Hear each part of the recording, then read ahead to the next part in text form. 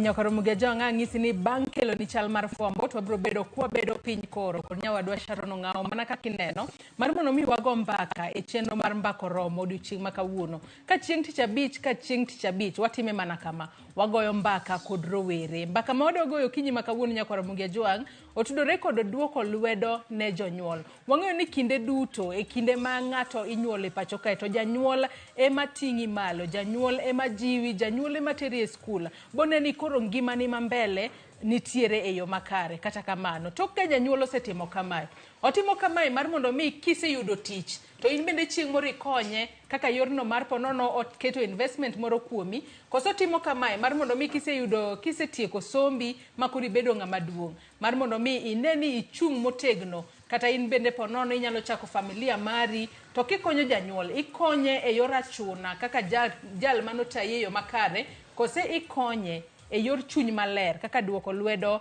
ne janyuol. Mane mbaka modogoyo kawuono Sharon. Mana kamano jomoko bende dere ni black tax.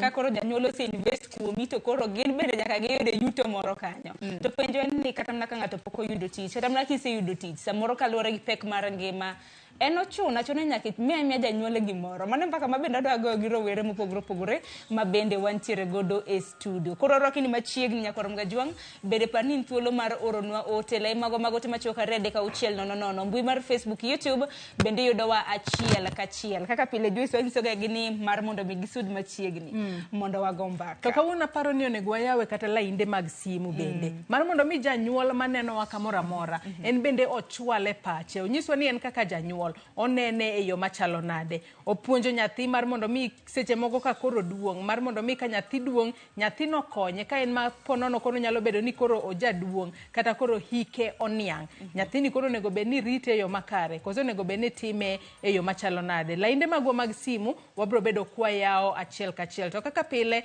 namba mar ote machuok 23 bende oyao. Inyalo chwalonwa penjo paro mora. An bende inyalo tudri koda Facebook page mara ibiro yuda Joyce Oduor, mbui mara mar X ibiro yuda @JoyceOduor_. Okiny ma kawuono wantiere gi rowere auchiel mana ka pile. Ng'eni gender balance to kwatime yo makare na nitiere nyadende mane nek bed na chopo kaluwore gi mok nyal geng' noko nyalo mar chopo lakini kata kamano chenro nyaka dhi nyime dong Joyce. Lakini wachak gi kore kono. Nikech aneno kusemach nyaka tai. Ndawri jok mane osemiore memo. Magi luongo ni coincidence. Gima Nyasaye orie bada ok dwa tar. Kata kamano machiegni adwa ni mae thuolo minyalo kawo mar mondo mi pakri nyiswa nyingi. Inyiswa ni wuok kanye kwachako twak maro. Erokamano ahinya. Nyinga en Silas Odhiambo. Awuok Kisumu County kamoro ni Seme Kombewa lakini e gweng' miluongo ni Karabor. But sani antiere Nairobi asomo Kenya Institute of Mass Communication. Erouru kamano kuom invitation mar mondo wabi wagoye mbaka. Mass Communication kanyo somya? Asomo gimiluongo ni TV production, course related, mobedo related e media. Kamano. Machiegni twak marwa Beli pak mari. Haya, kamana ninga Belly Julians, ane jata tije mar Julians Collection, anya karachuonyo kindu bei kakwa juok, kawuona mor mar biro twake wach makawuono ne. Machiegni twak maro kinyi makawuono. James, machiegni. Erokamano Joyce gi Sharon kuom miya thuolo ni. Koro kachako kuom nyinga niluonga ni James Ochieng' Omolo. Ajaseme asome mbalariany ma Mount Kenya University. To kaka ajaseme being one of the most brains, having the most brainy people. So you should expect nothing but factual facts and pouring some wisdom to you guys.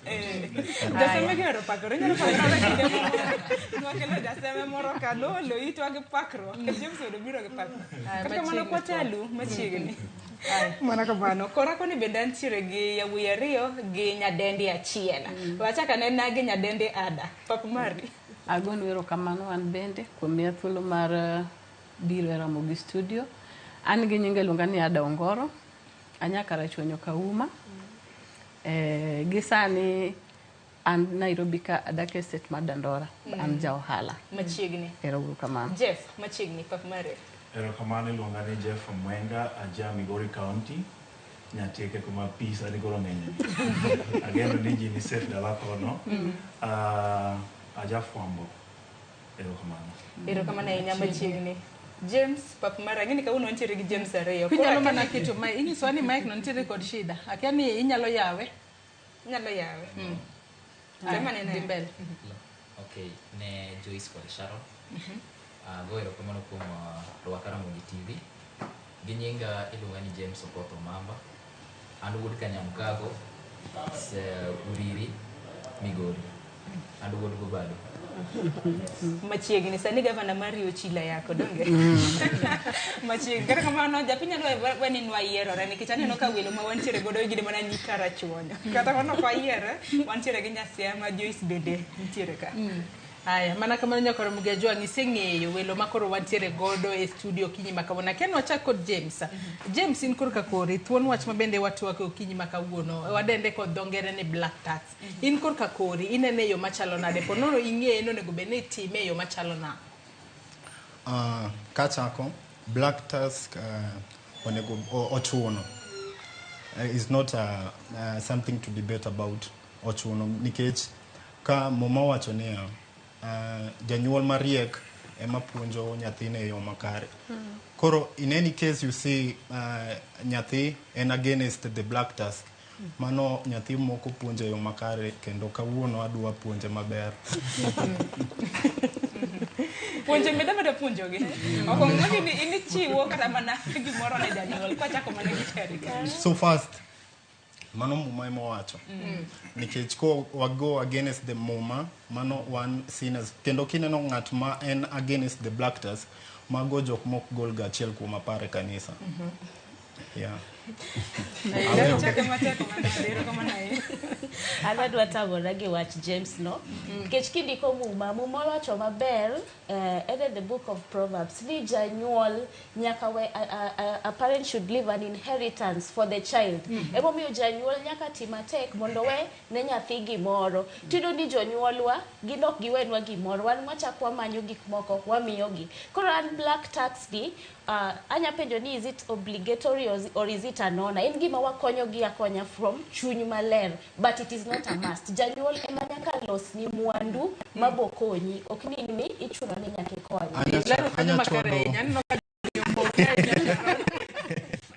to wacho wuok kaka pok wuoyo. Koro kuwinjo ka ng'ato wacho gima ponono kodonjo ni maber to ng'ade ang'ada. James kapok wadhi side moro. Anya chodo counter attack moro. Koro anya ng'ise ni muma wacho ni Proverbs 17. Yaw nyaka muma koro. Proverbs 17:16 the glory of children are their fathers. Koro sani insani koro tuseme ilemewa gi maisha. Who should be your first priority to look upon you? Is your mom or your dad? Yes. Koro sani kiwacho ni in against black tax ana wacho gania an kawuono anya kao kondika anya kao maybe loan mar $1 million monda mi mamo gi babwa because they have been there for me. If ange huyu kano guardian ejo werni utajua rafiki ukipiga simu ndo utajua ule ako karibu na wewe. Koro janyuol ema dhibedo kodi kata kitu onge okanya kata boyfriend ni dhiruka but mama ni dhichung kodi. Koro mano emo mi awacho ni black task is a must. Ilero kanyo makare ahinya James. Makmana ni Sharon wang'e ni sani ero James owacho ni en konyalo yudo tich michule makare onyalo kawo kata hola mar mitadi achiel to miyo janyuol te. Parni kinde midongo in bende ibiro gi familia mari ibiro balance yo machalo nade wawinja ne adaka. An gima nyalo wacho wach mar konyo kata duoko lwedo ne jonyuol. Ok apar ka en gima onego bed nochuno kata gima onego bed ni paro ne ng'ato. En gima onego bed kaka mskumo, gima onego dhir ng'ato. In iwuon onego feel ni be onego bed natimo ma. Background ni chal nade. Be nyalo ng'isi ni onego bed ni ikonjo jonyuol ni. Nikech nitiere jonyuol ma samoro ok dwar konyi. Gin inyalo bedo ni in gi tich to gin pod ginyalo bedo ni gikonyi. Inyalo miyo gi pesa to pesa ni is just a drop in the ocean. Koro samoro kamiae onego dhiri mar ne nyalo konyo jonyuol ni kata ok nyalo konyo tok chuni go nikech aparo ni mane gima mienjo janyuol chuno mar mondo mi ng'ato miye pesa nyathine miye pesa koso nego bed ni en mana gima ng'ato golo onego bed ni nitie gima dhiri ni gino ne gitim kata ok en gima ochuno ni nyaka itim. To ada ka onge gima dhiri mar mondo mitim. Ka onge gima dhiri mar mondo mitim. Mano fuo. Nikech gini ka nyalo neno ni an kuma wuoke samoro jonyuol maga omoko gin gi mwandu. Okay, konyo. Kaluwore koda ok en financial kende. Nikech janyuol nyalo konyi, inyalo dhi skul misom. Ni kasto expect ni konyo is just financial.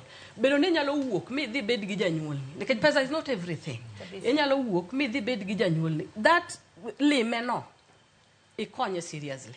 Ok en only financial. Ano ka Jeff bende ni ikino wi matin. Okay, ada wacho ni konyo kata duoko lwedo ne janyuol kuom nyathi ma seche moko se chandore godo kuom thuolo moro. Gi pacha neno ni ok en gima ber ka bedo ni ochuno. Achiel kuom gik mosemiyo wan kaka Jo-Afrika ok wasedhi maber ahinya sana e dongruok en mano.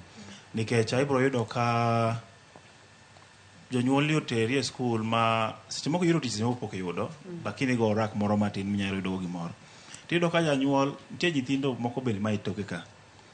Janyuol beda niya, nikech koro Jeff cha osetieko. Nyithinda ma itoke gi, agombo mondo koro mak lwe. Omak lwe, to seche moko janyuol pod nigi tekre nyaka seche go. Pod en gi tekre monyalo tero go. Monyalo puonjo go nyithindo gi. Koro yudo ka an kaka Jeff, ambe antiere ka giki ga mara 18 achako ng'iyo oko. Agombo ni nitie gik moko maber ka koro achako timo kian. Kata ka ne en gedo moro ber ka gedo. Apango ne dadak nango gi familia na donge. Tiyudo ka baden ma seche moko janyuol odhi owena miyo adeko gik mang'eny. Jomoko wacho ni an ok abi kepo kapok nyathiwa machien ni mogik ni otieko skul. Idhi mi gik ne joma nyiri, idhi mi gik e kiwango moro ma seche moko chia mari chakoro lal nikech ni gombo mondo mi kuongi tim gimoro ma responsibility mari seche moko janyuol ber katim. Koro aneno ni situations mag familia wa nyalo yienwa mondo mi wa duok lwetwa. To ka pod janyuol nitiere gi tekre monyalo timo go mamoko, to janyuol timo mamoko go imbi ipangri mbele. Aneno ni ok ochuno sana mondo mi waduok lwetwa. En mana ni wang'iyo ni situation makoro wantiere ni janyuol nitiere ni ber ka koro twaduoko lwedo. Ibe ni Jeff puonjo jolubang'e to Jeff samoro dwaro mar mondo mi omed sombe to janyuol to nigi oteko. Mano mar seche moko bende onyalo gombo no nyombe lakini koparo ni anyombo nade. I think the most important thing monego ang'i seche mowacho is between a parent and a child. Janyuol kod nyathi. My is a situation ma janyuol osepuonjo nyathi. Nitiere gimiluongo ni responsibility. Janyuol wang'eyo ni nyaka obed responsible e nyithindo monyuolo. Ok inyal bukri inyuolo nyathi to kibed responsible kuome. Koro bedo responsible ema nyiso ni kata puonj mipuonje ni in responsible nikech ichung' ne puonj mitimre nade mipuonje go. Koro at the end of the day ka nyathino osesomo motieko skul, luwore kod expectations mar janyuol. Seche ma ipuonjo nyathi in expectations gin mage. Do you ipuonjo nyathi nikech it is what you are supposed to do? En gimo nego tim nyathini na nyuolo en responsibility mara monego atimre nade nego apuonji. Kosi puonji ka en gi expectation nyathina chieng' moro no ne tiek school then en makoro bini koro kawo jukumu te. Not knowing ni wan kata ka wasetieko school at the end of the day ma wayudo tich wabende wan kod gik monego watim. Wabende wadonje life makoro ne intiere. Iwinjo. Iwinjo. And there is one thing monego beni understand. Now we are about nyuol. Janyuol gimomiyo janyuol onego bed gi nyathi. Number one thing en mondo inheritance, ntiere inheritance kaka no achiel kuma no wacho. And then number two is that life nyaka continue in terms of lineage mar family. Ka bedo kod nyathina be chieng' moro na inherita to family na dhi mbele. Koro pressure moko mang'eny ma janyuol dwa keto go nyathino tieko school. Silas nan mapuonji nyaki konya. Mano is wrong intention. Intentions wa kaka jonyuol seche ma wakonyo nyithindo ema miyo gigi paro makama ibiro. Nyithindo chako ywak. Kikelo dhako onego beni in gi dhako ka in gi nyithindo ne gipidhi janyuol chako neno marach ni nyathina ni tinde lengowa jomoko bende nyalo bedo ni seyo kata kin ng'ama wuoyi tiseyo jaodi diando konyo wato koro nyaka nokend nyar ng'ato tinde ok omiwa koro mama wuok winjre gi jao winjo such issues ma koro wuoke dhano kethre nikech intentions mek jonyuol background ne no seketho at the first time mano puonjo nyathini koro I think gima wanyalo timo mondo kik wabed gi such issues seche ma wabedo responsible ne nyithindo kik wabed kod high expectations wapuonj nyithindwa ni wapuonjogi nikech this is what we are supposed to do onego wapuonjgi and then that is how it will change but as far as we are talking about that nyithindwa wan bende nyithindo kik wiwa wil how comes you don't have to walk dala opuonje janyuol struggle from a very humble background mosomo moyudo tich maber otiyo maber kata en japuonj oyudo salary at the end of the day but wuongi odichiwe but pesa monyayudo onyalo budget at least onyalo save matin mondo gerne wuongi ot to moko timbre nado be konygo familia ne koro seche moko wan bende as far as ni jonyuol kiki expect ni onego beni wamiyo waduoko ne giero kamano ka wachune gi weche mopogore wan bende nyaka wane ni osepuonjwa to nitiere gik moko bende ero kama na nyaka ni James Omamba nikech en mapoko loso ini nene machalo nade nikech Joyce ahero points mabende okelo nikech sama janyuol ipuonjo nyathi expectations magi rumo kanye to responsibility chako kana koso ke in kisepuonjo to koro en makoro nyathini makoro obed responsible ne janyuol lakini James ini nene machalo nade ero kama na inya Joyce kod Sharon konyo janyuol roduoko lwedo oningo obed an inbuilt intention oningo bed gima itimo willingly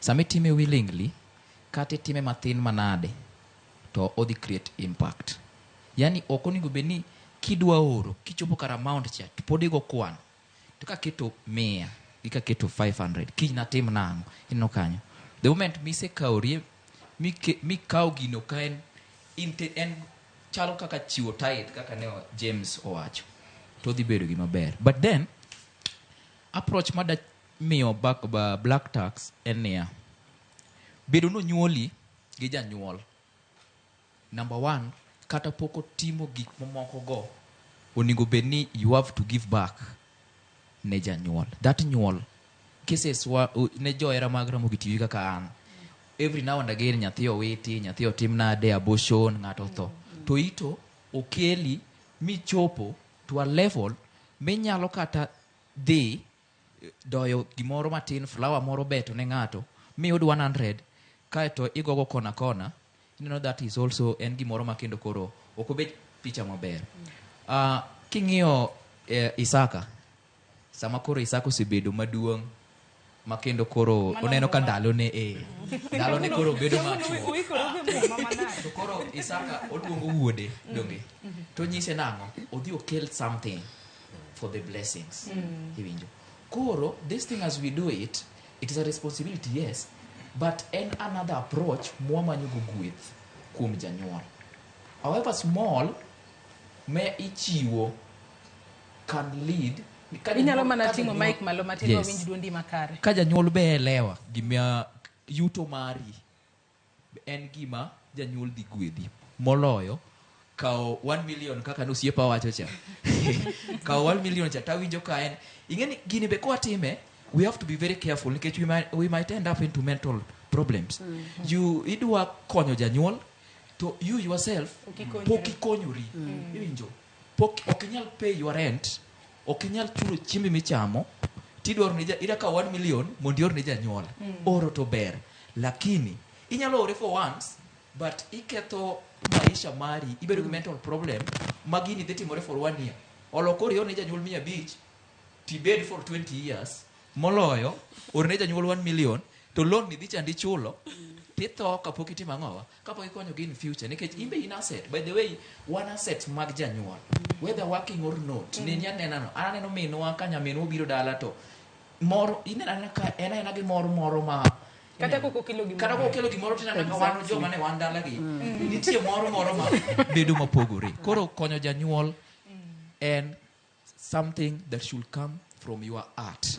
You should not be pressed. Okoningo Ochunye ogoni sim. chuna. Yeah, ituningo ogoni sim mondo yor. To janyuol be nyaka elewa state ma nyathini nitie.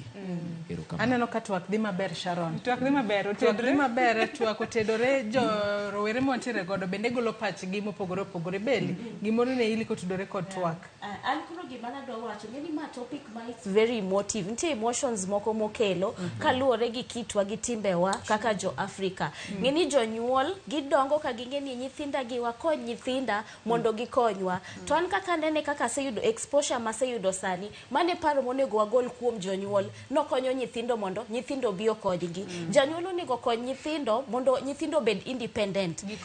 Mondo gikonyre kendgi. Nikech vicious circle mar poverty ma wantiere no en wach mar ni akonyo nyithindo mondo chieng gikonya. Janyuol onego los ne nyithindo mwandu maka nyathi duong to en ka sama an gima ng'eni onego bed ni wakonyo go jonyuol ka gisebet madongo. Wa make sure ni janyuol nani ben gi health insurance gima ne dhi nade mani chulo ne. Janyuol nani be en gi chiemo mano e gima onego bed ni watimo.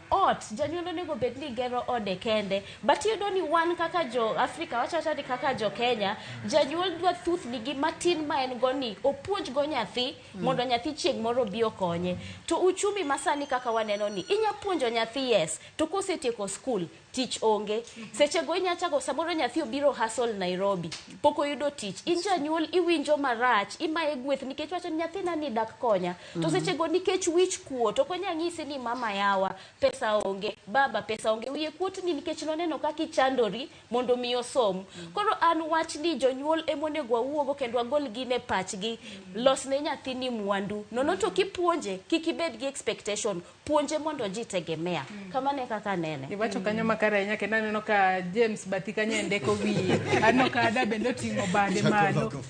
Nani James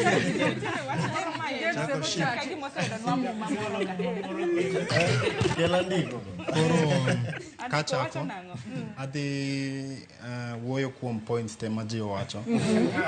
Adhi chako gi Silas mowacho ni starting up a family after nikech life must continue. Koro Silas ananya ng'isi ni japap nikech how comes japap tiende nango en wawach nango manya wach minya wache go japap ni yero ndiri koro nikech how comes you'll start up a family and you know janyuolni ose puonji michopo kumichope no kasto kiyudo tich ni chako familia to pokineno ka poki at least you have not considered that your parents, your dad and mom are okay. That should be the first point to be considered before even starting up a family.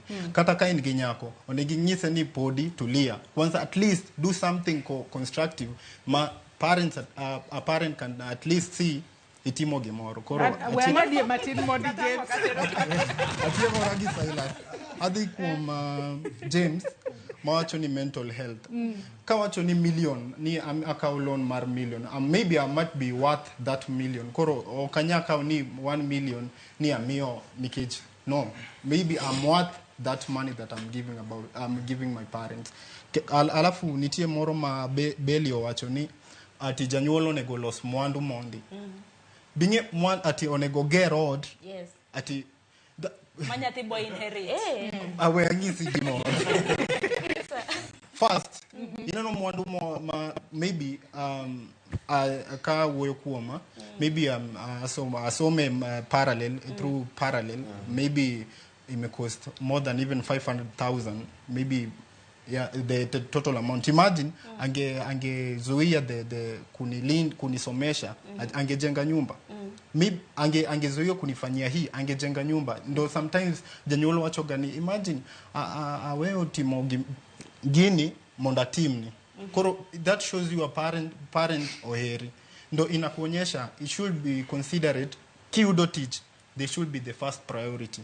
O konego par ni atigo ni simu. Onege bedni ochuno is a must about, and don't talk about even the black task. That should not be even a topic to talk about. It ochuno.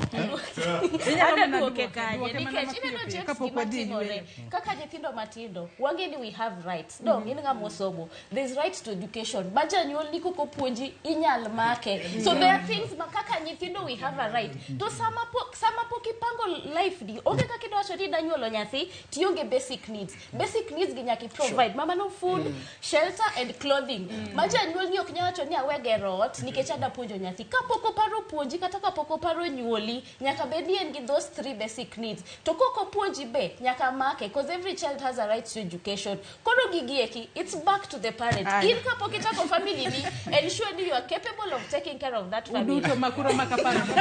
Wadhi yuyo mokwongo mondi, twako tedore. Sasa wadhi yuyo mokwongo mondi wadugu wagomba. Mana kamano twako tedore to kata mana comment section ka bena neno ka ji oro ote modhuro to bro bedo kwa kao, wabro bedo kwa duogo kwa somo. Ge koko mana nyako ronge juanga, we wakao yo matin. Waduogi mathoth.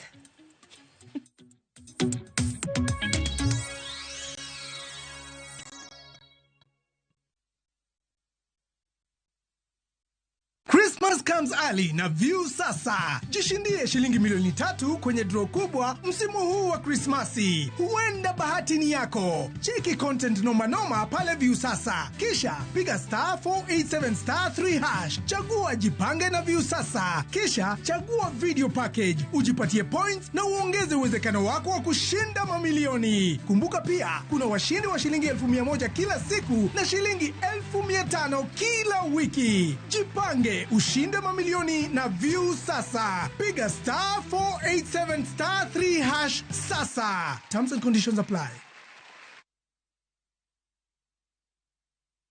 Riekni mag goyo witado kokelni kod Mabati Rolling Mills. Ka yiero kit witado midwaro ne dalani, penj mondo mi waranti ma ondiki. Odak na lubura kapok oloko rangi kendo en kod waranti. Seche mibiro ikori ne gedo, abotiri kum dila mar MRM. En ka isetiyo kode to weche mag gedo iloro choth. Ukitaka usistruggle January, anza kujipanga mapema Jinyime vitu fulani sahi na ukat cost ya vitu unnecessary. Uone vile January utakuwa kwa mafuta wengine wakiteseka. Sahi ni kufanya vitu na mpango. Sio kama kitambo venye responsibilities zilikuwa kiasi ama madozi zilikuwa zinaingia mfululizo zi. Sahi kuna vile lazima ukuwe mjanja ndio uondoke stress. Jipange sawa sawa. Dial *811*415# to get Jipange sawa sawa.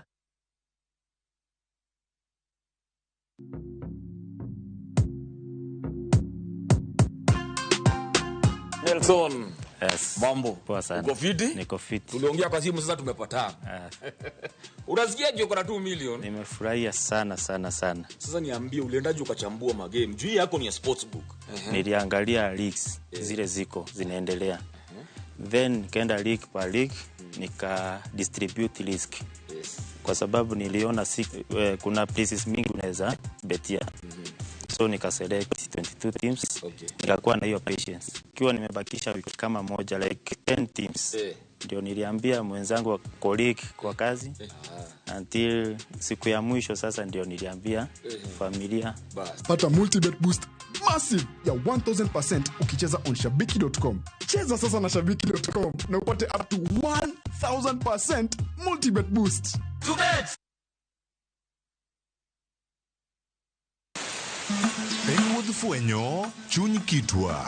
Ang'omyo yie ni chako mana mine. Dak ne chake yie chu. Yie ni chako mine nikech mine ma pito. Ng'e sigana kod kido manyiso ber kod mit piny. Ike jaduong' manokwongo kama niluongo jaduong' Ngeso Kosanjo. Kaluwore kaka kidi ma jaduong' ohero kaka chiege maduong'. Kidi jaduong' ni Kit Mikai. Kendo rom kod jorit kitwa. Mondo ne en dero mar jaduong' madhaka mora okdeye. Piny mamako dhogi. Kamaru biro to maru to e dala. Iecho ne tie. Omake amaka kama nyawana adhiadhia kinywana limi. Riuri kod Rabala Kwasi owadgi Rajabu. Jenen kurgo jonam grech en duoko rech mane iseng'iewo. E 111. Ngeso ka ngeso Saa 1:45 otieno. Mana Ramogi TV.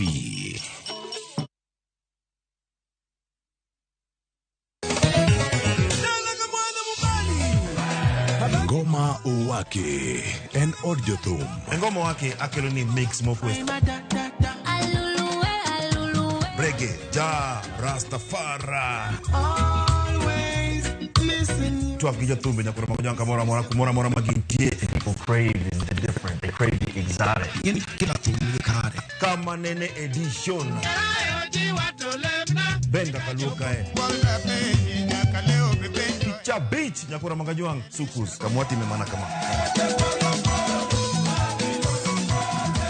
Kitemana Ngoma Owake nyinga en Papa Vike wukich kichario kichadek kichangwen kichabich sapar gidaka paga beach nyaka sapaga rio warom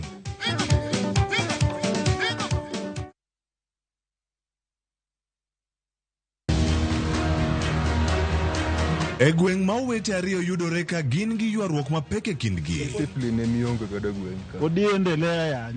Mwandu mane wuongi oweyo ketho winjruok mane nitiere e kindgi. Mwandu ka nosepog ing'e maber ni ot en mara, puodho noweni dong. Achiel manyo puonj kuom osiepene mogeno. Rothre tena mabende naparo kata ni mondo akaw ne action. Ka moro kwayo kony kuom teko mopondo mag mudho. Ng'iye gima juoga timo. Jajuoga kia. Owete nyagore gi weche mag dalagi kod kido mag anyuola. Oora gi Nyasaye, oora mana kutoka kubunguni. Ne osienya ewi Nam Cinema. Jumapil saa 2 kod saa 4 otieno. Kik bai.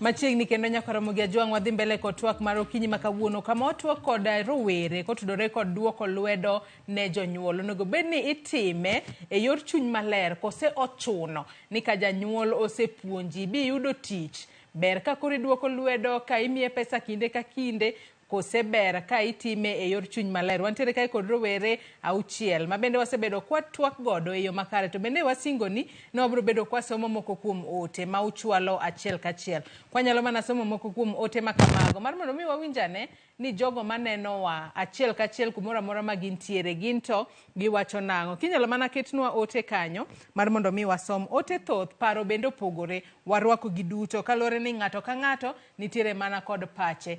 Okochia kachako kanyo kod ote mokwongo. Wacho na winjo maler ahinya ka an Nairobi. Yes, jonyuol kosechandore kodgi from junior to senior ma yudo tich. It's a very big thing. To ok ni koro ki yudo tich to wi wil gi janyuol apana. Ne rowere par kuma janyuol ogolie ma ichopo. Kama intiere ma inyalo yudo siling 5 moro bera mar goyo ne erokamano janyuol nyaka konya. Erokamano ahinya. Erokamano ahinya. Joy Manjatugo hini wacho ni jonyuol nyaka konya. Erokamano ahinya. Ruth Nyathi Ochieng' wacho ni duoko lwedo ok rach nikech gweth wuok kuom jonyuol, kata kamano pressure ema ok ber. Jonyuol moko keto kaka achuna ma ok inyal, ma ka ok inyal to okuongi kata akweda bende donje. Ma kata idhi dala to ok gidewi. Nyithindogo nigi familia, koro nyaka gi balance. Awinjo ma fine ka anu moja.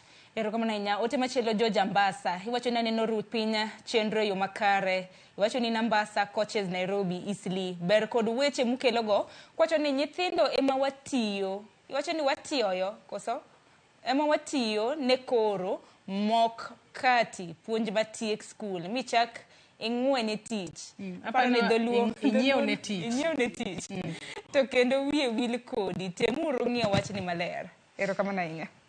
Ote mar Silas wuod Nyabondo wacho ni ane chenro kan karachuonyo alego kamsera. Ong'isa kae ni ana ka golo pacha to awacho kama nyathi onego oduok lwete ni janyuol ka otimone gigo ma oneno ka janyuol ne oremo. Wacho ni bedogo gi ma wacho ni ma en be oneno kende ni ber ka otimo ne janyuol ka janyuol ok orito ni owachone.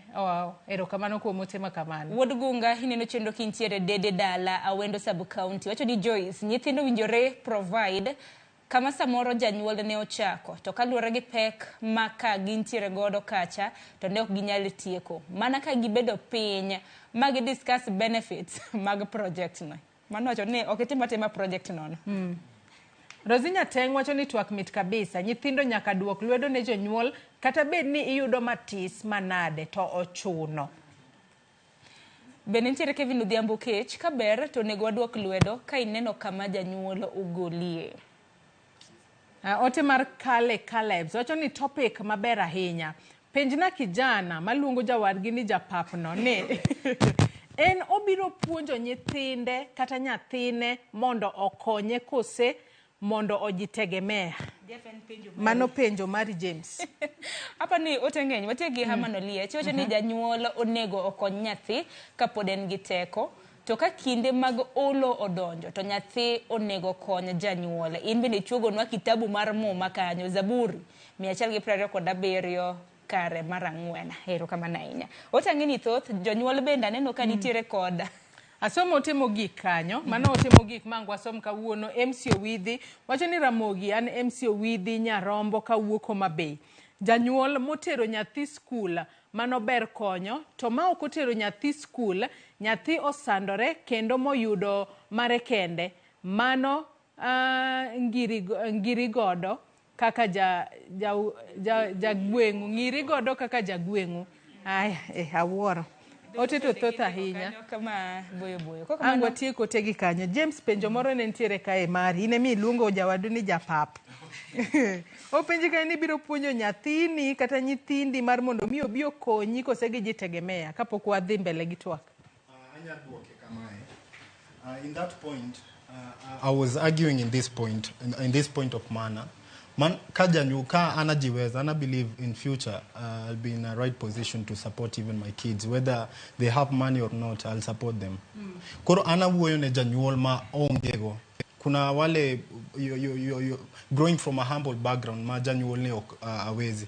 To hiyo do nyathi, janyuol ne ajiwezi, osedonjo wuoch ikendo to joluo wacho ni mon chendo. Once ikendo, to some extent, some wives or women might be against you supporting your family. Even gitreat familia ni marach. Unapata sometimes jiwacho ni odhine ka ngato mondo runde matini. Mano manapach James. Kata kamano joko ne mapano selinga hinyo wachaki Jeff. Agombo wacho ni gimomiyo ok entiere gimoro ni hereditary poverty. Gimose kelo hereditary poverty kuom sana en gimineno ni. Nikech agombo ni ka janyuol ne pod nigi teko to tim patne to wena thuolo moro tasew. Koro sama koro teko ne rumo cha tabro timo gi kambe abuonjo iwinjo. Nikech sani nwawuoyo nwadwaro blessings, ka ng'wenyora sana ma gimoro matin mane an go achiwo ne janyuol ma koramba dong' nono to kata kodwa romo kode dala to blessings mana gombo na dhido ka ok awinj ka onge mor moro amora kanyo. Koro pod achung'e tienda ka wacho ni konyo janyuol is very important. To ok ber kobedo ni en gima ochuno. Adasumo paro moro ni wagol gini e pach jonyuol ni wa invest kuom nyithindwa mondo mi wa rip from them. Kendo ka jonyuol osegolo paro ni ma jonyuol wacho ni anateri e skul, ana puonji mondo iyud thuolo mar chung' kendi. Onge janyuol moro amora by the way mamor ka nyathini obedo janjore nikech seche moko onge gimoro e lwete. Jonyuol te mor ka gineno ka nyithindgi dongo kendo gidhi maber, gimbe inyalo kwan gi ni ji e familia kata e anyuola. Ma bro timore ka giyudo empowerment. Koro na wacho ni ka iseyudo thuolo ma janyuol oteri e skul miyudo tiji moro to waduoko lwetwa to kiyora chune mondo mi mor obed kuom janyuol to mor obed kuom nyathi. Mane ka familia nitiere gi mor to ka nyathi is not happy, owinjo ka ong'wenyore to the extent ma he or she cannot go any further. Nyathini onge gi mor e chunye. Mane pacha. Anya wacho point ni. Don't talk about the whites, talking about we Africans were behind because of the black task. that point should not be considered here because talking in this fact, jogo whites go wanajiweza. Kuna mostly to high percentage wanajiweza. So unapata mzazi ana prefer mtoto kuendelea kivyake because already that inherit the mwandu majanyolo. So we Africans, we are in the third world country. Unapata we are growing from a humble background majanyola jiwezi. So you talking about the black task, that's why we're behind. No, you should not talk about that because first you are being raised from a humble background, knowing that skoro onegin konja ni only not even considering about the black task. It should and ochuno mondi konja ni. Aparo ni kinde mabende kata mana waduokre bende wangeni kinde mabende koro ise konyo janyuol. In bende konyori nikech koro iyudo kemiyo janyuol kasto in idongna. Apa ni mani gimana wacho gini. Bende makelo ni miyo koro imbe nyithindi. In bende pono ni puonjogi kiwacho ni an bende wapuonjgi gibiro konya mbele. Mani gimana wacho oketana ni whites. In fact whites samana we anu will go guarantee jomoko ni whites. An gini ena na sensible. Gini ena gima tiyo ki sense ni ya intiere gi nyathi iwinjo. To nyathi ni isetere school donge. Sama isetere nyathi manyathi oyudo tich moro. Kanye manyathi no chako godo savings mage. To kata kapok ochako savings mage tisemi responsibility. Koro manyiso ni onge gima nyathi ni nyalo kano. Onge gima nyathi ni nyalo kano. Makata ka chieng' moro ka gimoro muoche familia no ne pap. Makoro dwaro some emergency. Nyathi cha onge gimoro e lwete. Imbe kaka janyuol koro onge gimoro e lweti. Koro dhi. Wawinja ne ada kasto in James. Anyalo wacho ni ka ok wa reason gi emotions kata feelings wa. Ka nitire upbringing mangato nyalo bedo brought up a very humble background ma samoro no koso kabisa manyathi ka dongo to dongo ka osingore ni abiro konyo jonyuol adani mondo atima tek mondo abia konyo jonyuol but ok nyithindo te ma bedo brought up a humble background mochuno ni nyaka nyathi ka nyathi kony janyuol nyathi ma dongo ka singore ni abiro konyo janyuol na to nyithindo moko ok bed brought up as such families. Kor an gima nyalo wacho jonyuol te kata mana mabedo brought up e humble background gi nitie puodho janyuol nyalo pidho gweno janyuol nyalo pidho jamni ka en gi teko ma ok ni nyathi kisepuonjo mitere school moyudo tich to ni koduogo dala ticha gone nyaka goyi mar chumbi mano kawe to mago timore everything gimora mora ichako ni wan gi kangane wan gi makama wan ni ichako gone nyathi budget from day one nyaka chieng' moro dogi nyathi be biro duogo ok obi duogo dala koro nyithindo onego mi thuolo mar gin bende gi develop nyathi ka janyuol ose raise nyathi ma nyathi yudo tich ko biro dala janyuol nigi gwen an mama ne wachoga kanya nyathi obiro dal abiro nika asika keto nyathi gi garama sate to nyithindo biro ringa ineno koro ka nyathi obiro tido ka en gi gweno en go duma ne idu ko serego osetedo gwende otimo very fast ma nyathi ko donjo tok ni chieng' modonjo no osechako golo pesa ne koro janyuol ka janyuol onego ti matek janyuol pidh gwende janyuol pidh jambe obed gi gimoro e lwete but nyathi onego come in sama oneno ni yawa kam janyuol no thagore koda an bonego aduok ni onego bed out of goodwill ok nacho nikech kari kanyo Joyce nitiere jonyuol moko ma bende koro kosechopo ni nyithinde koro tiyo ne nyithinde nigi familia en koro kapod in gi nguvu moro miaka na timo godo handi moro in koro ibet ibro miya nitiere momen ni chumbi samoro kopo makidonjo to chako gigo ima tamre gi non aparo ni ber mana kata mana kwasoko wang jonyuol maket nikech ok wa reason mana chakre chon chien kucho onego reason gi sani be ineno kaka James wacho ni mon chendo dhako biro chandi mana kiyie kaka ng'ama dichuo dongi ne the head of the house sama isekendo dhako kete line ngise ni this is what to do, this is not what to do. Obiro chandi mana ka in mimiye thuolo mar chandi obiro chajo nyuolni mana ka in mimiye thuolo mar chajo nyuolni iketo everything straight kapok dak wo chakore taworo kama mon chendo no wuoke kara mna chobe chendo Inga ni mon chendo kwanza ini sekendo wawinja ne James okay ero kama na inya iwinjo Joyce ada wacho weche ariyo kama dwani jowinjo owinj maler wan gi janyuol gi janyuol. Pogruok ni kanye? Pogruok e janyuol gi janyuol. Janyuol responsibility mare rumo kose nas osekawo nyathi morwak nyathi law. To janyuol responsibility ne chakore kama omake ich nyathi. Momake ich nyathi, mowuoth gi nyathi, ma one ni nyathi o faulu. Faulu en ni nyathi oyudo kumoro monyalo yude gimoro. But point ma pod awacho ni duoko lwedo ni ok onego bed gi rachuna. Nevertheless, janyuol bok onego bed ni demande. It is something from the art, but it should not be a demand from the parents. Gini be luwore kaka I relate gi janyuol in your lifetime. Ng'ato nooro ote kanyo ni janyuol moko konyi ting'iyori kode ka jagweng'. Mano to rach. Ok tim kamano. Nikech sama itimo kamae, ing'eni problems ma sani wa face moso gin gik manotimore e lineage wa kaka biro. Koro sama gini ne maybe the parent ni moro nokotimo to koro obiro to yuri to kitime ti expect ni obiro timore ni janyuol boy kiko ne nyathi kaka investment ni investment en kama ikawo pesa ni iketo e duka moro kata iketo e gold mine moro kata online platform moro me expect ni with the odds maybe count the years nyathina ni form 4 after 6 years adagero gorofa ka. No, that cannot happen. Iwinjo janyuol be owait gini ka surprise moro mondo eka ji odag ata a 50-50 balance level. Onego bed from the art to onego bed also from the parents responsibility from the start. But then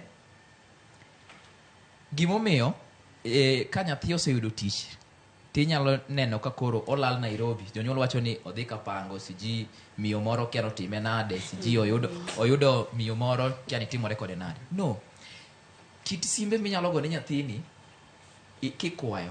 Ing'eni janyuol nyalo go ni sim tichak kwani ni grube.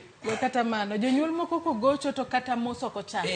En kogocho ng'eni making'e simbe to en mana pesa. En mana pesa. Ing'eni wanindo kech. Siji ing'eni kiani gweno ne tiende kiani dhiang' tiende otur. Kiani yani gik moko ng'enyo ni mada dhi dala. Wewe pesa mada dhi go dala fair ni.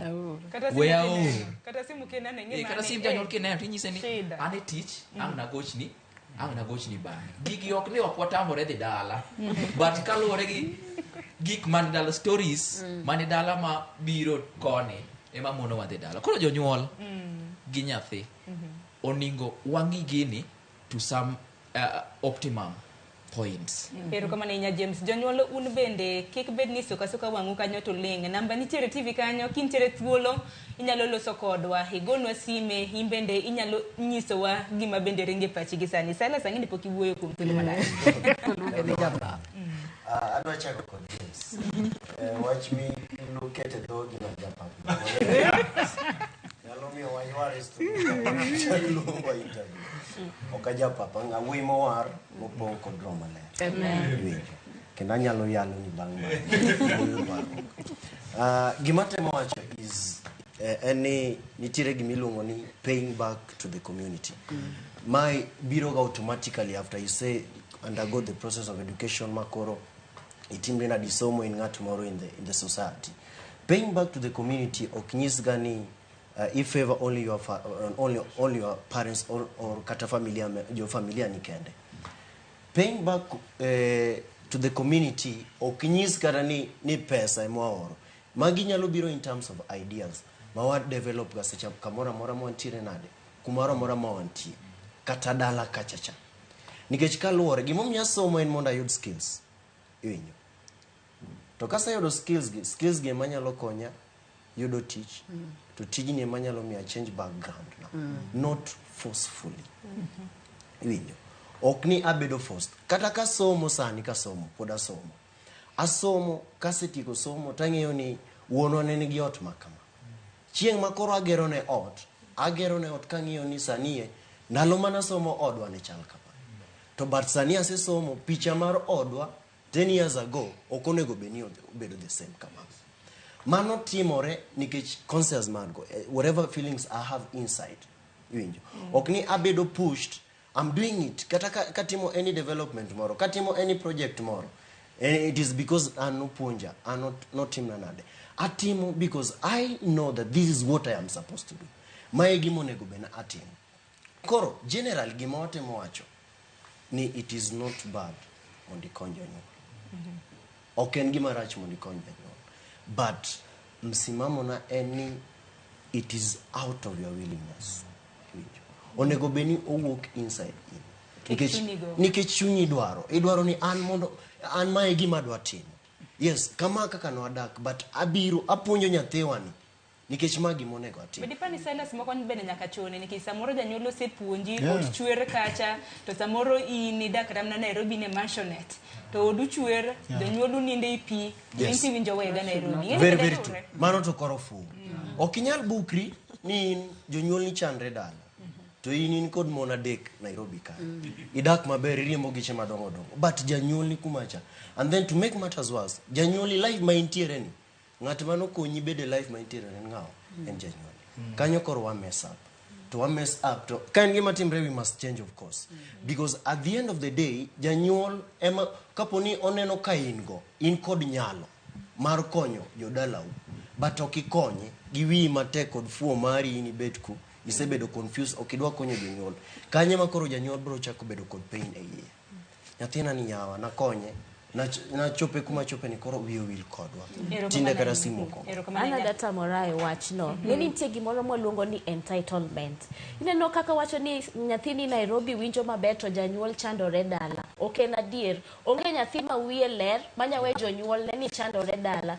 ibo yudo ni samoro embe matin ma en goni oromiero magi family ne masamoro be en less nikech onge ngama wiye liwa adier manya bet ni winjo maber to jonyuol winjo marach dala so nitie entitlement moro ma ji oketo gani ka in gi tich to nyaka ikonygi inyalo kata nyathi umore no dagi dhi school kata en kosomo to okodwa manyo tich omera dala wacho nango nyathiwa ni lawyer Nairobi nyathiwa ni gi biashara Nairobi so nitie jok moko mabedo entitled koro gidwa tiyo matek gi expect ni tiji matek ni pesa mise loso ni emichaki dhi timango ikony gigo janyuol ni bedwa winjo marach ni awa nyathi ngane cha to dak ikony koro entitlement no ema miyo ji samoro neno marach nango ok wadwok lwedo to an awacho ni ande entie gimoro ngato nondike Facebook ni I come from a poor background ends at 30 to en adier kisechopo jega 30 ok inya wacho ni anawuok anyuola modhier ine mako ribeda anyuola ka yie giga 30 poor background starts from the time min ge nyathi kata nyathi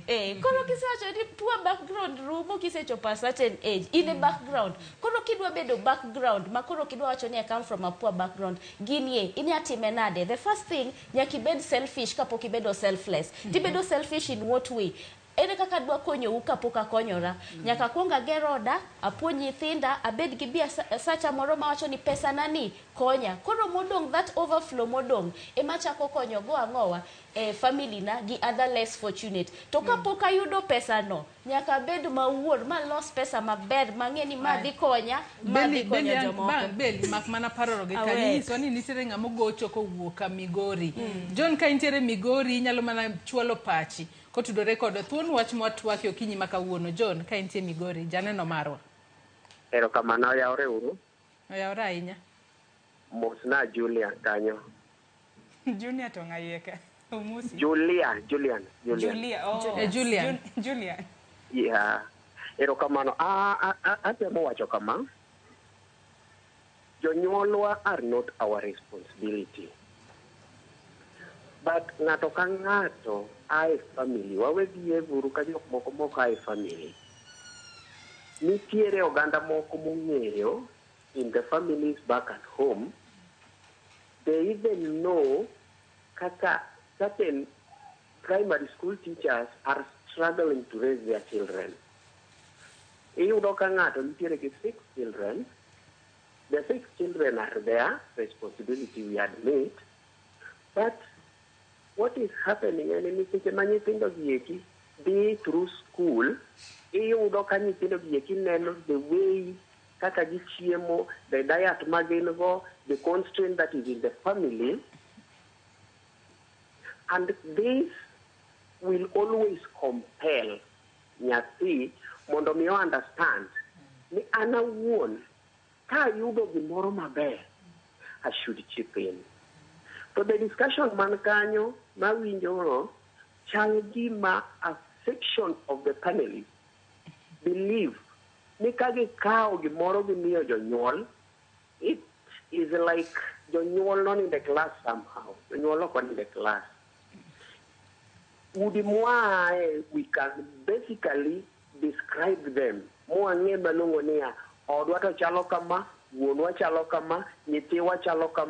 this is the problem one Pirigode family. One is part of exposure, and this exposure does not only make us live a comfortable life outside there. It is part of exposure. A few of us whom we are meeting in town, or majority of us whom we are meeting in town, they also have responsibility to make sure that they would relate God. So we will behave like Jonyuol wakadwaro something, or there is need at home. It is a burden. It is not a burden, but it is a sense of I want to near a sense of belonging that we are tying to our family members back at home. So everybody, nitire jomoko e yukanyo, mabende uchiemo maber ka. So nitire jomoko bende yukanyo, monindo nyaka cage. So seche maginindo cage, ginindo gi family. So ok brother, ok parents wadwaro ni mondo mi wakau burden magi. For any, instead of chamo pizza, instead of chamo bueno every day, so mama to chama pot dala, and surely knew something small in Miyogi. Coca Manta Morgan TWAK, the same other good. Paro maleo ahinya kanyo, paro maleo. Mok wanyakra mna dilute. Sapani kwa kaka iwe koro. Aya, dong wadhi yoro mar ariyo mondi nyakoro muge jong waduogo wadhi mbele ko TWAK. Dong uneno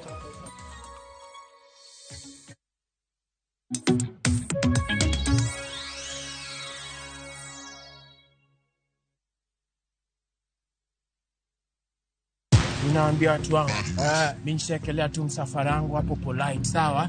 Leo nikuchapanisha mbaya sana. Formally kwa malotu one after the other, sawa? Lisa. Tunatatua melia mayo. Bazen. Rada gani msiangu? Rada safi. Sasa hii kazi ni kulai. Maze. Cheza hapo kichwa wangu. Kabisa. Iko aje? Iko best. Iko sawa? Sawa kabisa. Kabisa. Naifeel? Naipata ndio? Ndio hiyo. Kabisa. Ukidaisikia fiti ndugu, indo zabe, sawa? Wekelea na shabiki. Ina give. Pata free bonus bets, stats za game, odds moto, na kama kina kuramba, cash out kabla beti chomeke. Wekelea na shabiki.com. Shabiki ina give. Na kugoja magizani ka bet kaka Ivana. Next on Shambala Wanyama. Amjapanda ndege kwa sababu hamkunyoli wote. Umeduma jinga. You live a sad, pathetic life. Between food and tithe, which is more essential. Hannah, what your husband did is illegal. The bishops are ganging up against you. Sisi sio kama serikali. Mungu aongezangi ushuru. Umechoka nyo. Shambala Wanyama. New episodes available every Saturday, only on Viusasa.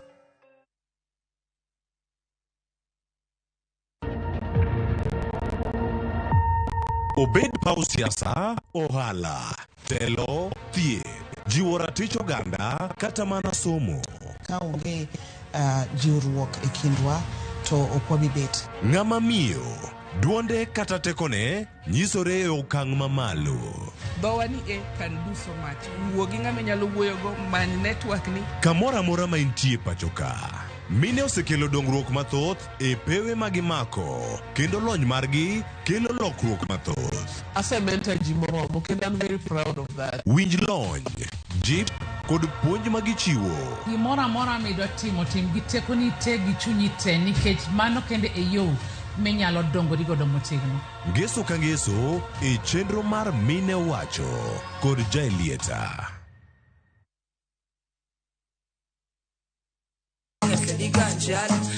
Kit thumbe ma wakelonu otenore e ndhadhu maggi. Ka wakiko gi makare, yud thumbe miero ma pacho ka kod pinje maoko. Yud thuolo mar winjo thumbe manyien e chenro mar Pado Manyien mabiro biro ni wuok tich nyaka ngeso chakre saa 5 okinyi nyaka saa 6. Kik ibari e chenro miero e wang' jowi mari mar Ramogi.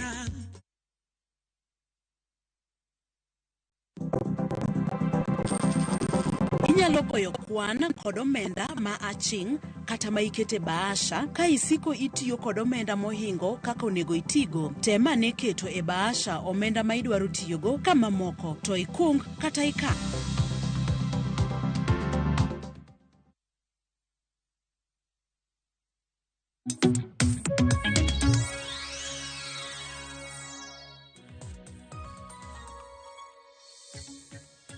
Nyakorom gajuang dakika en 36 tok saa 4 mar okinyi. Machiegni okang' machielo. Maen okang' mogik ma bende wadhiro godo thor wach ma bende watu wakia. Ng'eni moko kuomu usebedo kuoro ote. Akeni Joyce wakaoge bang'e watiek twak. Donge? Kenya katini moko kuom ote ma bende osebeda ka donjo. Aneno ka ote odhuro. Nitiere Ivono Mulo. Iwacho ni ber duoko Lwedo en yor manyo gweth. Aparo ni mano ote maleo kanyo.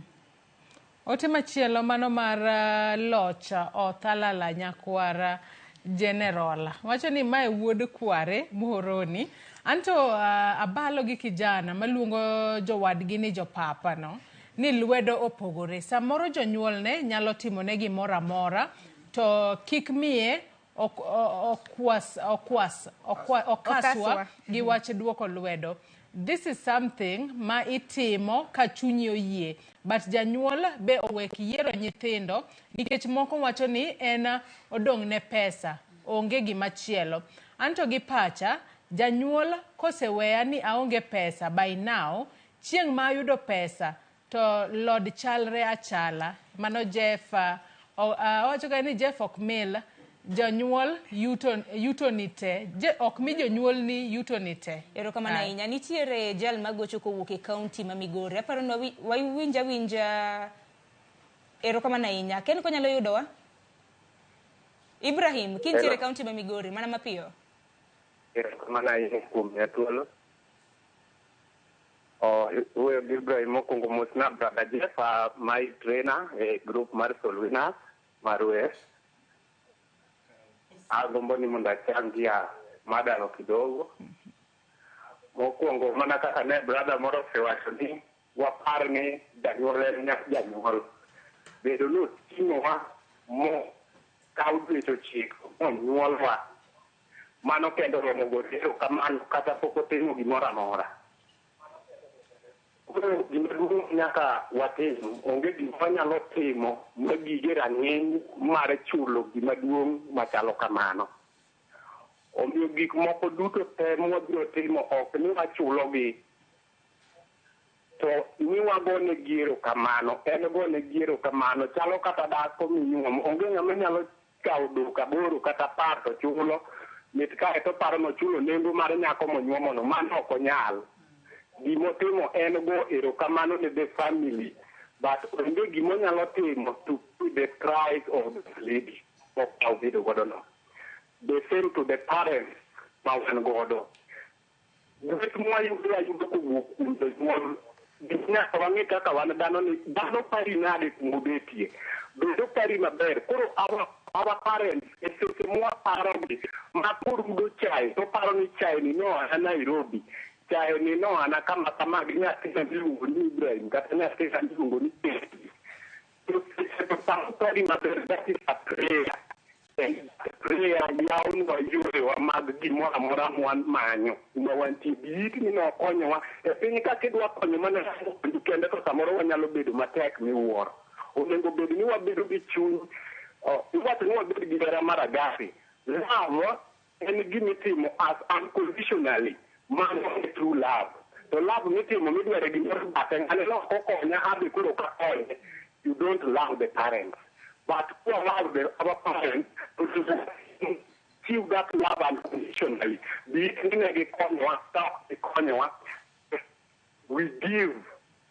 our nyalo. No, not going to the hearing of Gimakan, Catalan Manamano Conalo. Who can you say Alpha Uchil, let me what me out. Before you live me. Then I know Canalomana Udami, I meant to Luru and Mama, that 100. So, tomorrow, that's 100 million. Become my case. I'm never talking about the future.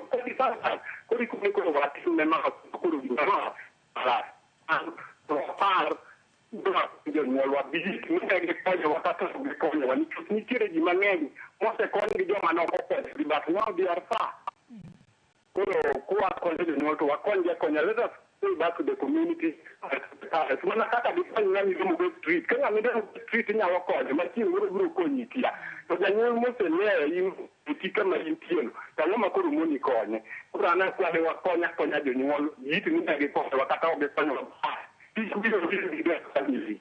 Ngato na mangel lawi family. Remember family ni community but ni kata schedule you are doing. Partner ya the family partner when Jonyuol uru kamano. Otemaliwa inya kamana inya kata bed ni Janyuol kukonyi konya iwacho ni tenda mema nikech bedo ni onyuoli mano konyi maduong' donge sana no karingo Jeff nitiere gi wach moro mana ila chak mana kodi bang'e aparo ni ada gima moko donge ko Beli no wuoyo kuom entitlement gi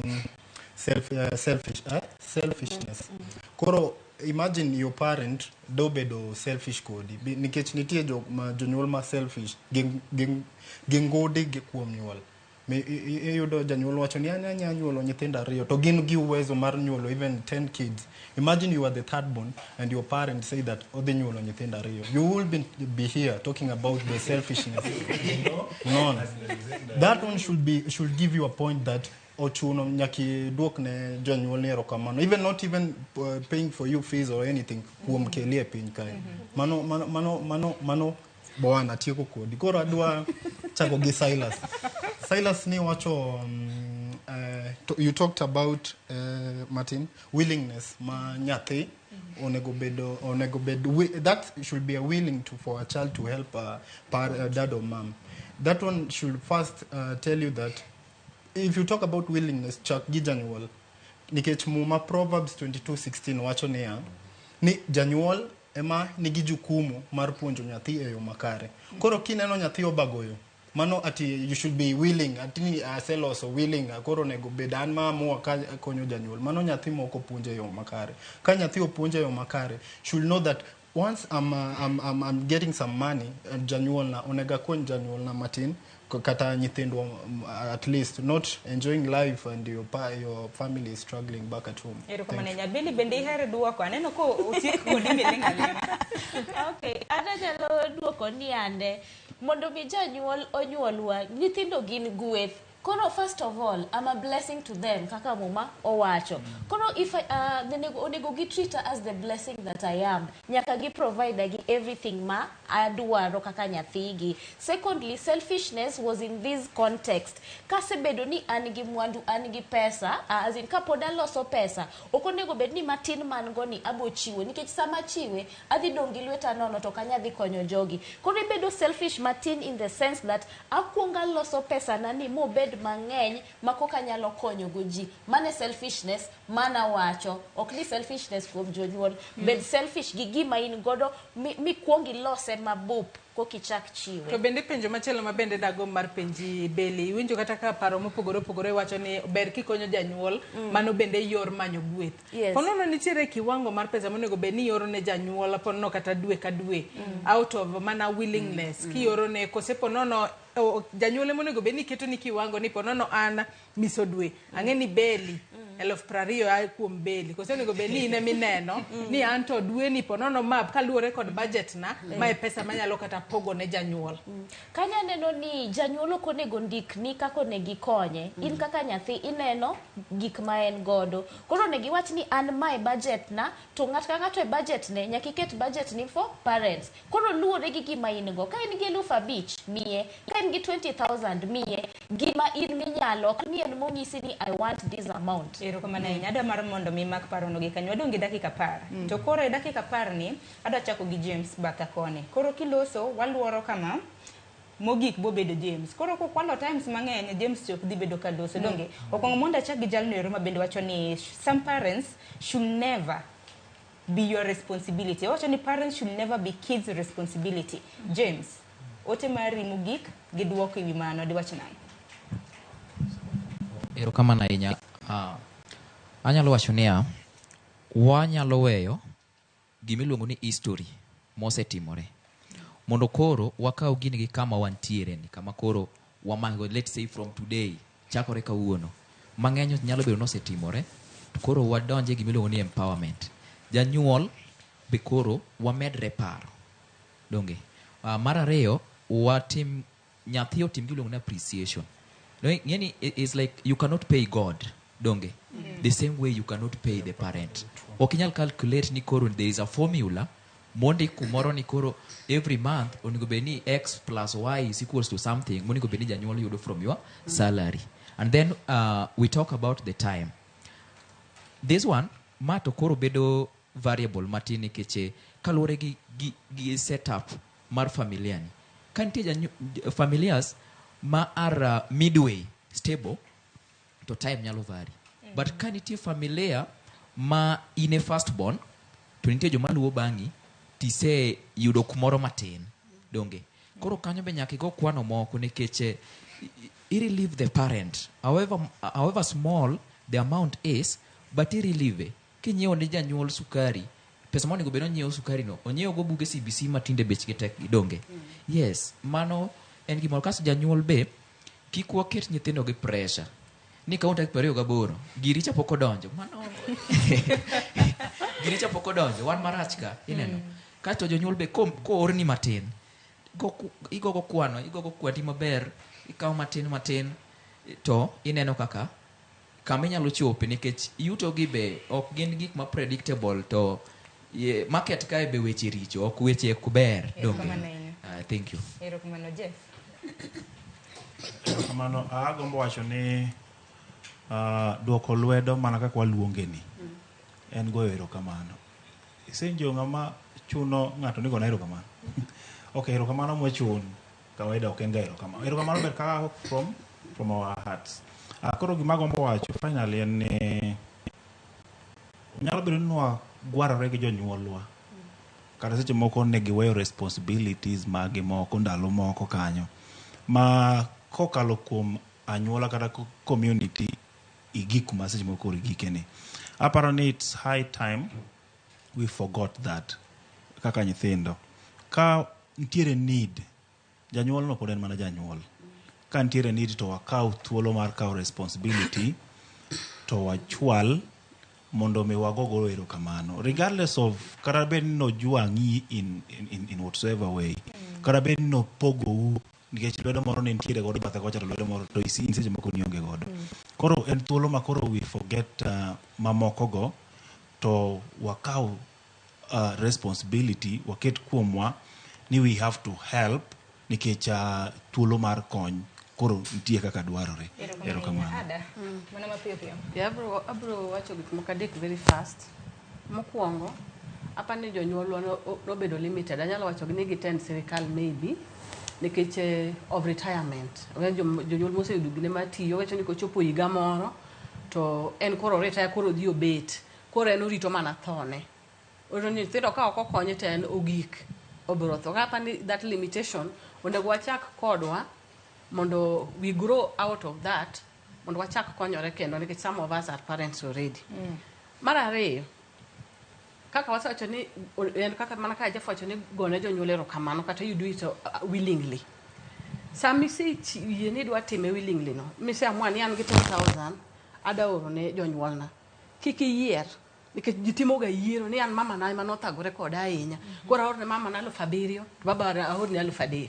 So many people do that. Kiamua ni ko jonyuoli konygi equally nikech katimi mana baba ni 3,000 no podang no mi mama. Mara dek mogik kaka nyithindo create time mondo idhi lim janyuolni nikech pesa ok everything. Samoro janyuol nyalo bedo matu yoro na pesa osiptal but kidhi nene kata idhi nene mana gi luti nono ti neni anena kende no nyalo miya new breath of life. Silas mana mapiyo piyo wanno kwa dong kod dakika 6 kende. Erokamano yo machuok abean kod weche adek. Number 1, jo Swahili nowacho ni mtoto mliavyo ndivyo akwavyo. Kiponyo nyathini bedo jachiwo kapod otin. Kata kosebedo ng'at maduong' to bende obiro bedo mana jachiwo. Number 2 thing is understanding. Understanding is very important. Jonyuol understand ni nyathina sani duong' en kod majukumu moko monego tim. Ibende nyathi understand ni jonyuolna nitiere kod shida. Sani onego bena chip in akonyogi. Number 3 thing is hera. Hera in all dimension. Kaponi nyathini somo kata kosetieko school, hera no kikrum between you and your parent. Hereuru katose kendo kata podoko kendo. Kaka wadwa no wacho ni lim jonyuolni. Ibende luong nyathini iwogo to wach no prorumer. Erokamano ahinya Beli mana mapiyo piyo. An mana gi wach achiel ma kwatieko wuoyo kuom duoko lwedo ne jonyuol. An aneno ni en gima ber duoko lwedo but nitiere gima generation wanwa onego wawe timo. Jonyuol wanong'e ni gipuonjowa mondo wabi wakonygi. Koro wan as the new generation onego wawe gino, onego wakonyre mondo kata kwanyuolo nyithindwa wakonygi mondo chieng' moro gibed independent, kik gibi gikonywa but gibed independent on their own. Mane manyalo wacho. Erokamano ahinya James. Kisungu kubwa wacho ni after everything is said and done, the end justifies the means. Koro katieko nadwa nyiso Beli before watiek ni kikirit mondo iyud mabub kokichiw. Muma wacho ni jachiwo ineno gima tin mochiwo. Atieko kodi. Koro to parents out there, you should be responsible to your kids. Mondo next time maybe nyathini ka obedo kae kiko wach ni is not a parent should not be entitled to mondo nyathi ochiw. Koro puonj nyathi ka tin mondo chiw. Tere kanisa ogol fungo la 10. Nitie maybe jok mok gol fungo la 10. That's why they are against the black task thing. Koro ne jonyuolna munena erokamano kuom bedo koda kuom giving me a good growth. Emomi ochopo nyaka Ramogi kai representing the same. I should be the one sending them that. No, kadwa run against that thing. Erokamano ahinya. Ote uloso maber nikech pare wacho ni kaparo pogore okatwak bedo mamit donge ng'ani kele kama to ng'ani kele kama kwanywando to waneno ka kwati. Nitiere janyuol moro manyisa ni nyinge Daniel mar Paponditi. Wacho ni miyo nyathi education en an investment. Ok mana ne janyuol to mar nyathi. Gimitimo gi wach makamano mowacho aparo ni en wach maliw mar future mare. Kimi nyathi ni investment ten mare mar future mare. Nicholas Diero e Facebook kacha bende owacho paro maliw ahinya. Duoko lwedo ne jonyuol asiro lwedo. Lakini nyathi ma wuoyi nitiere matek. Nikech kise nyombo to in kod jonyuol ang'wen. That's your real parents kod in-laws. Real parents keto waga kama tek ahinya. Pressure nego nyathi ma wuoyi. Aya. Nyithindo ma yawuoyi maneno wa bende nyalo lero no ni pressure nego gi kose oyo kata kamano. Jeff Bogo chunwa. Jeff moro ni parwa. Literally talk chwe remo.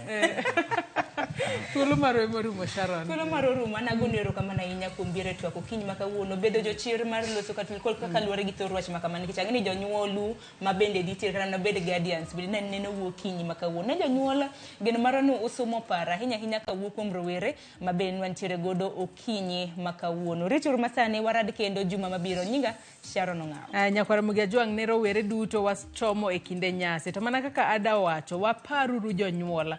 Wadhi walim jonyuol wabed kumoro achiel. Iwacho ni kinde mag sikuku kinde munyalo bedo kumoro achiel kaka joka ng'ato mar mondo mi unyis hera. Kata ionge gimoro, dhi ne janyuol. Kaluwore ni nene nyalo konye moloyo kata ponono pesa kata gimoro amora minyalo chwalo ne janyuol. Ka kamano ibed kod odiochieng' makare. Nyaka warom juma manyien. Oriti masani, nyinga Joyce Odur.